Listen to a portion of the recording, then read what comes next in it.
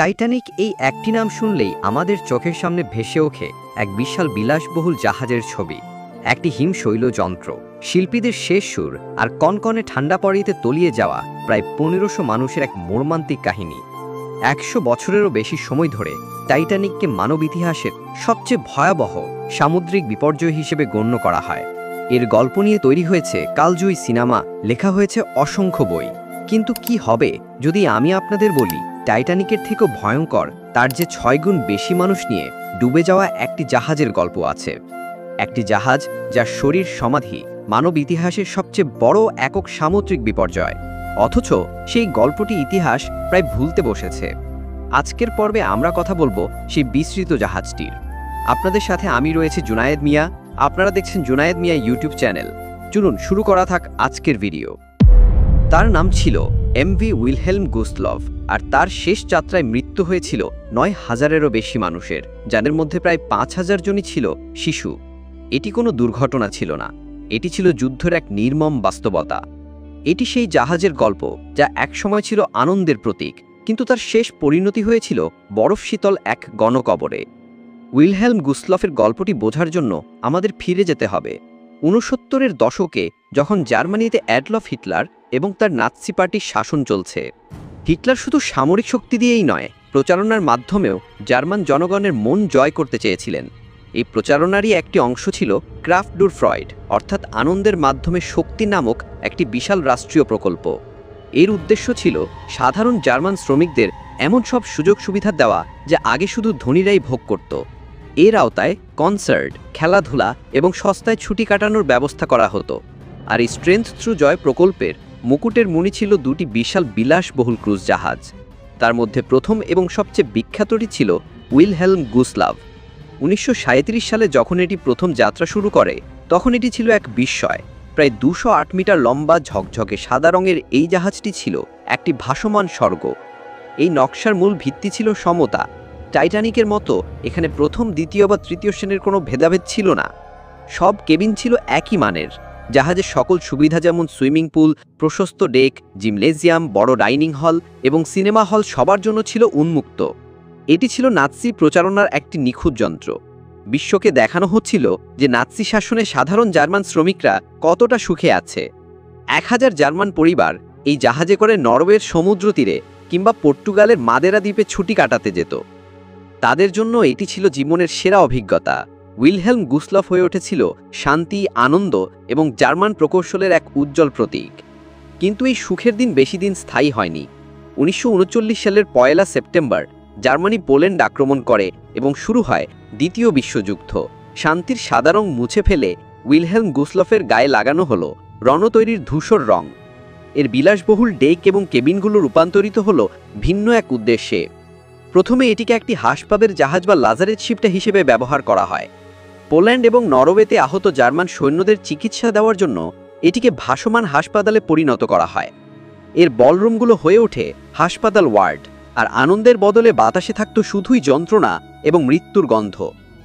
এরপর ১৯৪০ সাল থেকে এটিকে পোল্যান্ডের উপকূলে গডিনিয়া বন্দরে নোঙর করে রাখা হয়। জার্মানরা এই বন্দরটির নাম দিয়েছিল গোটেনহ্যাফেন। এখানে জাহাজটিকে আর চিকিৎসার কাজে ব্যবহার করা হচ্ছিল না। এটি পরিণত হয়েছিল জার্মান ইউবোট বা সাবমেরিন বাহিনীর নাবিকদের জন্য একটি ভাসমান ব্যারাকে। যে জাহাজেতে একসময় শিশুরা খেলা করত, তার করিডোর দেশের সময় হেঁটে বেড়াত ১,০০০ সৈন্য। আনন্দের প্রতীকটি তখন পুরোপুরি যুদ্ধের যন্ত্রে পরিণত হয়েছিল।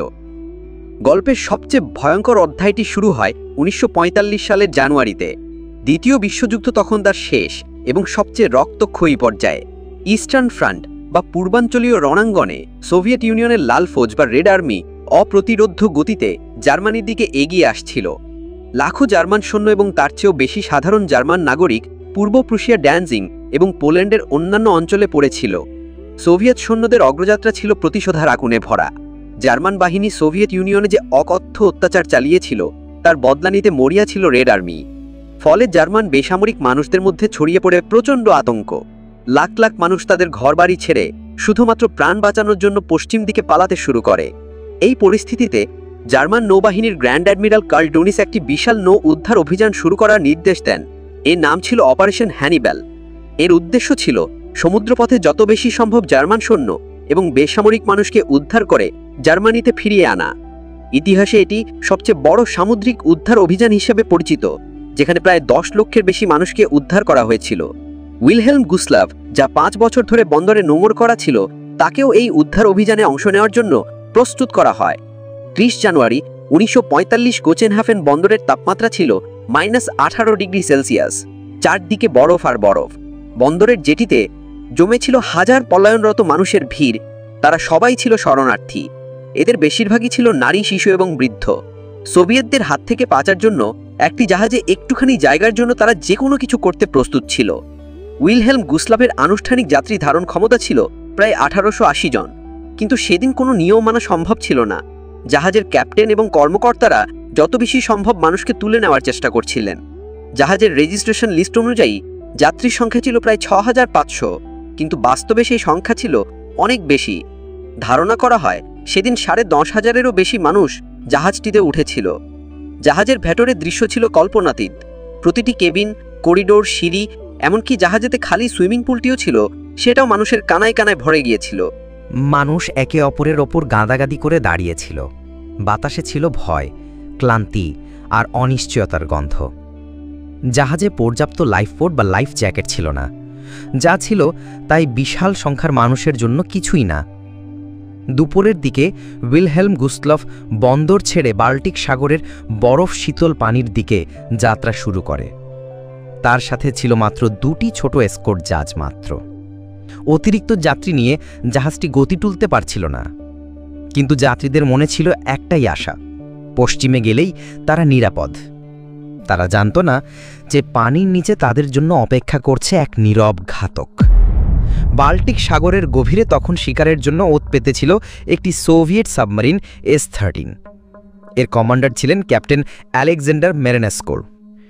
মেরিনেস্কো ছিলেন একজন অত্যন্ত দক্ষ কিন্তু দারুণ উদ্ধত কমান্ডার। মদ্যপান এবং নিয়ম ভাঙার জন্য তার দুর্নাম ছিল, কিন্তু তিনি ছিলেন একজন দুঃসাহসী সাবমেরিন এবং যুদ্ধের ফলাফল নিজের পক্ষে আনার জন্য তিনি ছিলেন দারুণ মরিয়া। ক্যাপ্টেন মেরিনেস্কোর চোখে উইলহেলম গুসলাভ কোনো বেসামরিক শরণার্থী জাহাজ ছিল না। এটি ছিল একটি জার্মান সামরিক জাহাজ। এর গায়ে ছিল ধূসর রং। এটি বহন করছিল প্রায় 1000 সৈন্য এবং ডেকে ছিল বিমান বিধ্বংসী কামান। আন্তর্জাতিক যুদ্ধ আইন অনুযায়ী এটি ছিল একটি বৈধ সামরিক লক্ষ্যবস্তু। সে রাতে গুসলাভের ক্যাপ্টেনরা কয়েকটি মারাত্মক ভুল সিদ্ধান্ত নেন।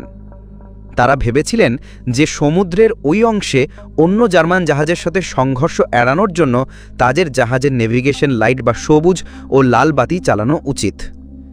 এই লাইটগুলোই অন্ধকারে লুকিয়ে থাকা S-13 সাবমেরিনের জন্য গুসলাভকে একটি সহজ শিকারে পরিণত করে। স্থানীয় সময় রাত 9টার ঠিক পরে ক্যাপ্টেন মেরিনেস্কো 4টি টর্পেডো ছোড়ে নির্দেশ দেন। প্রথম টর্পেডোটির গায়ে তিনি দেখেছিলেন ফর দি মাদারল্যান্ড, অর্থাৎ মাতৃভূমির জন্য। দ্বিতীয়টি ফর স্ট্যালিন, মানে স্ট্যালিনের জন্য। তৃতীয়টি ফর দ্য সোভিয়েত পিপল, অর্থাৎ সোভিয়েত জনগণের জন্য। এবং চতুর্থটি ফর লেনিনগ্রাদ, অর্থাৎ লেনিনগ্রাদের জন্য। চতুর্থ টর্পেডোটি টিউলে আটকে গেল, বাকি 3টি টর্পেডো তাদের লক্ষ্যবস্তুতে নিখুঁতভাবে আঘাত হানে। প্রথম টর্পেডোটি আঘাত হানে জাহাজের সামনের দিকে, যেখানে নাবিকদের থাকার জায়গা ছিল। বিস্ফোরণে তৎক্ষণাৎ বহু নাবিক নিহত হয়। দ্বিতীয় এবং সবচেয়ে মারাত্মক টর্পেডোটি আঘাত হানে জাহাজের মাঝ বরাবর, যেখানে মহিলাদের জন্য নির্ধারিত ওয়ার্ড এবং সুইমিং পুলটি ছিল। এই সুইমিং পুলের ভেতরে আশ্রয় নিয়েছিল নৌবাহিনীর নারী সাহায্যকারী দলের প্রায় 100 খানেক সদস্য। বিস্ফোরণের আঘাতে এবং পানির তোরে মারা যায় প্রায় সকলেই। তৃতীয় টর্পেডোটি আঘাত হানে জাহাজের ইঞ্জিন রুমে। এর সাথে সাথেই জাহাজের ইঞ্জিন বন্ধ হয়ে যায় এবং বিদ্যুৎ চলে যায়। পুরো জাহাজটি ডুবে যায় অন্ধকারে। শুরু হয় এক নারকীয় বিশৃঙ্খলা। মানুষজন আতঙ্কে চিৎকার করতে করতে ছোটাছুটি শুরু করে। অন্ধকারে পদদলিত হয়ে মৃত্যু হয় অনেকের। এইদিকে জাহাজটি খুব দ্রুত একদিকে কাত হতে শুরু করলে ডেকগুলো বরফের মতো পিচ্ছিল হয়ে যায়। বহু মানুষ পা পিছলে কনকনে ঠান্ডা পানিতে পড়ে যায়। অন্যদিকে লাইফবোটগুলো ঠান্ডায় জমে গিয়েছিল। কয়েকটি নামানোর চেষ্টা করতে গিয়ে সেগুলো উল্টে যায়। আবার মানুষের ভারে ভেঙে পড়ে বেশ কয়েকটি। 1 ঘন্টারও কম সময়ের মধ্যে উইলহেলম গুসলফ নামের সেই বিশাল জাহাজটি ডুবে যায় বাল্টিক সাগরের বরফ শীতল গভীরে। কিন্তু আসল বিভীষিকা তখনও বাকি ছিল। 1000 মানুষ, যাদের বেশিরভাগের কাছেই লাইফ জ্যাকেট ছিল না, তারা সাঁতরাতে থাকে -18 ডিগ্রি সেলসিয়াস তাপমাত্রার পানিতে। এই তাপমাত্রায় একজন মানুষের পক্ষে কয়েক মিনিটের বেশি বেঁচে থাকা সম্ভব নয়। শিশুদের কান্নার রোল আর প্রাপ্তবয়স্কদের সাহায্যের জন্য আর্তনাদ ধীরে ধীরে রাতের নিস্তব্ধতায় মিলিয়ে যেতে থাকে। এটি ছিল একটি অকল্পনীয় গণমৃত্যু। জার্মান নৌবাহিনী জাহাজগুলো উদ্ধার অভিযান চালিয়ে প্রায় 1252 জনকে জীবিত উদ্ধার করতে সক্ষম হয়। বাকি 9000-এরও বেশি মানুষ সেই রাতে হারিয়ে যায়। এর মধ্যে ছিল প্রায় 5000 শিশু। একটি মাত্র ঘটনা। এত শিশুর মৃত্যু মানব ইতিহাসে আর কখনো ঘটেনি। কিন্তু কেনই বা এই ভয়াবহ ঘটনাটি টাইটানিকের মতো পরিচিতি পায়নি? এর কয়েকটি কারণ ব্যাখ্যা করা যায়। প্রথমত, যুদ্ধের বাস্তবতা। এটি ঘটেছিল যুদ্ধের শেষ পর্যায়ে। নাজি সরকার এই খবরটি কঠোরভাবে দমন করেছিল, কারণ তারা চায়নি যে জার্মান জনগণের মনোবল ভেঙে পড়ুক। দ্বিতীয়ত, যুদ্ধের পর জার্মানি হলোকাস্ট এবং অন্যান্য যুদ্ধাপরাধের দায়ভার নিয়ে এতটাই জর্জরিত ছিল যে নিজেদেরকে ভিকটিম বা নির্যাতিত হিসাবে তুলে ধরার কোনো সুযোগ বা মানসিকতা তাদের ছিল না। জার্মানদের ভোগান্তির গল্প বলার অর্থ ছিল নাৎসিদের অপরাধকে হালকা করে দেখানো, যা ছিল অকল্পনীয়। তৃতীয়ত, এটি ছিল একটি সোভিয়েত সাবমারিনের হামলা, যা যুদ্ধে বৈধ ছিল। পশ্চিমা বিশ্বে, বিশেষ করে স্নায়ুযুদ্ধের সময়, সোভিয়েত ইউনিয়নের সামরিক সাফল্যগুলোকে খুব বেশি প্রচার করা হতো না। ক্যাপ্টেন আলেকজান্ডার মেরেনস্কো ইতিহাসের অন্যতম বড় সামরিক সাফল্য অর্জন করলেও সোভিয়েত ইউনিয়নে তাকে বীরের সম্মান দেওয়া হয়নি। তার স্বেচ্ছাচারী আচরণের জন্য তাকে নৌবাহিনী থেকে অসম্মানজনকভাবে বিদায় দেওয়া হয়। অবশ্য তার মৃত্যুর বহু বছর পর 1990 সালে তাকে মরণোত্তর hero of the Soviet union উপাধিতে ভূষিত করা হয়েছিল।